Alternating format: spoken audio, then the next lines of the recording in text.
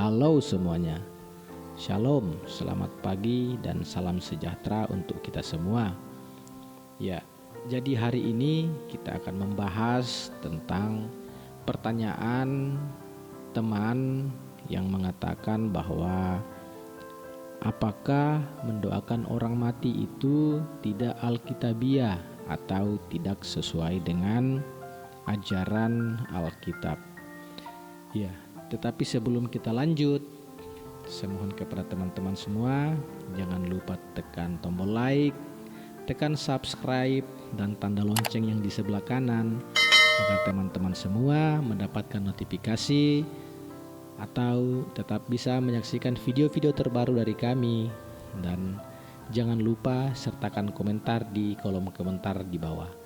Dan apabila teman-teman menganggap ini baik, silakan di-share agar selalu menjadi berkat bagi kita semua dan teman-teman yang lain. Oke, kita lanjut. Yang pertama, mungkin kita perlu sepakat dulu bahwa yang namanya berdoa itu adalah sesuatu hal yang baik.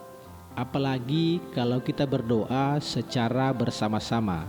Artinya kita bersekutu dengan orang-orang lain, bersama-sama dengan orang lain untuk berdoa kepada Tuhan. Terserah itu Tuhan mau mengabulkan permintaan kita atau tidak.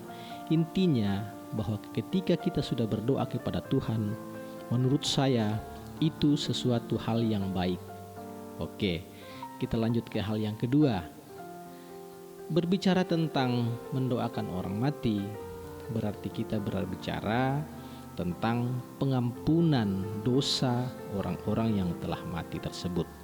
Artinya kita berharap semua dosa-dosa yang telah dilakukan semasa hidup dari orang yang kita doakan tersebut bisa diampuni oleh Tuhan. Yang jadi pertanyaan di sini, apakah benar sudah tidak ada pengampunan setelah kematian? Oke, kita selidiki bersama-sama. Silakan teman-teman mengambil Alkitab dan kita akan mencari tahu bersama-sama. 2 Makabe 12 ayat 42 sampai 45. 2 Makabe 12 ayat 42 sampai 45. Di situ dikatakan demikian. Mereka pun lalu mohon dan minta semoga dosa yang telah dilakukan itu dihapus semuanya. Tetapi Yudas yang berbudi luhur memperingatkan halayak ramai supaya memelihara diri tanpa dosa. Justru oleh karena telah mereka saksikan dengan mata kepala sendiri apa yang telah terjadi oleh sebab dosa orang-orang yang gugur itu. Kemudian dikumpulkannya uang di tengah-tengah pasukan, lebih kurang 2.000 dirham perak, dikirimkannya ke Yerusalem untuk mempersembahkan korban penghapusan dosa. Ini sungguh suatu perbuatan yang sangat baik dan tepat, oleh karena Yudas memikirkan kebangkitan. Sebab jika tidak menaruh harapan bahwa orang-orang yang gugur itu akan bangkit, niscaya percuma dan hampalah mendoakan orang-orang mati.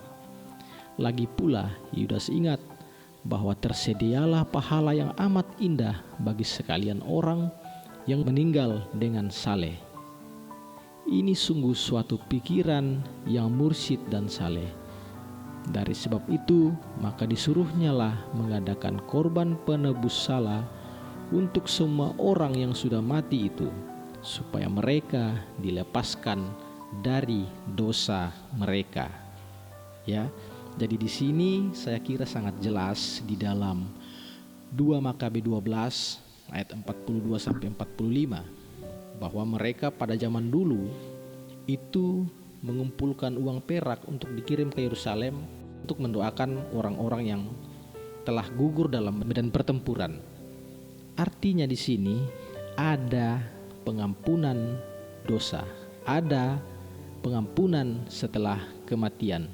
Tapi oke lah, mungkin ada teman-teman yang mengatakan kami tidak memiliki kitab Makabe, karena yang memiliki kitab Makabe ini itu ada di dalam kitab Deuterokanonika. yang hanya dimiliki oleh orang-orang Katolik. Ya, jadi di luar Katolik mungkin belum ada ya. Tetapi kita tidak akan membahas hal itu. Nanti kita bahas di lain waktu.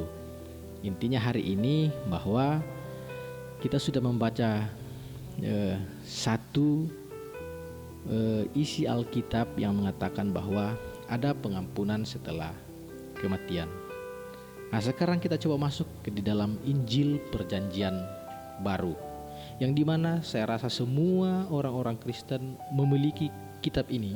Bunyinya sama, titik dan komanya sama.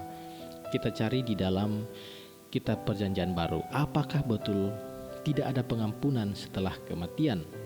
Oke, sekarang kita masuk ke Matius 12 ayat 31 sampai 32 yang berbunyi demikian.